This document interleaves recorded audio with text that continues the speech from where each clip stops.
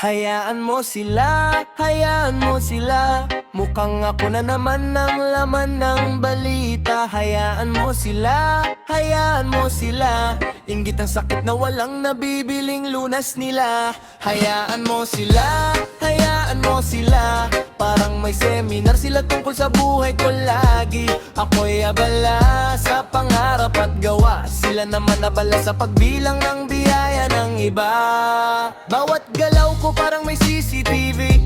Mali na bagay ginagawa nilang breaking news sa TV. Pag tahimik ako may issue, pag may ngay-ngay may issue. Kahit anong gawin ko may bagong episode sa studio. Nagtataka nga ako kung may oras pa sila matulog. Sa kakabantay sa akin parang night shift na sa kulungan.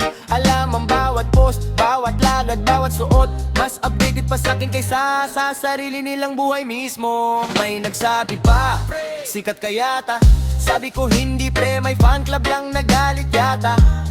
Araw-araw may meeting tungkol sa pagkatao ko. Libre pa attendance, wala ngang bayad ang show. Hayaan mo sila, hayaan mo sila.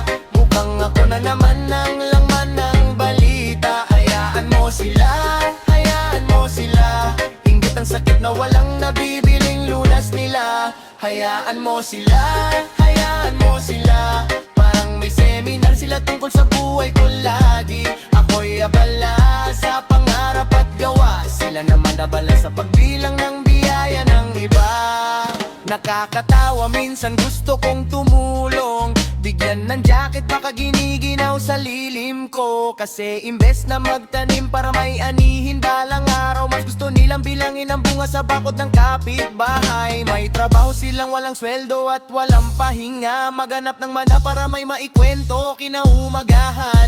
Parang treasure hunt ang hanap nilang kapintasan. Pero sarili nilang problema nakalimutang silipin minsan. Pag may bago akong nagawa biglang may eksperto. Kahapon tahimik ngayon profesor ng pagkatao. Sabi ko, salamat sa oras at atensyon nyo. Kayo na yata ang pinakamatapat kong audience, totoo.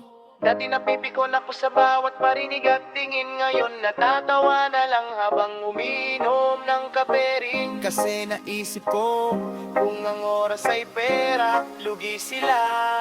Hayaan mo sila, hayaan mo sila. Di ko responsibilidad ang isip nilang balisa. Hayaan mo sila, hayaan mo sila.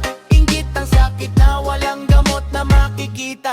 Habang sila'y abala sa buhay ng iba, ako'y abala sa paggawa ng panibagong biyaya. At kung may natutunan man ako sa kanila, may mga taong gustong mauna, pero mas gusto nilang manghila.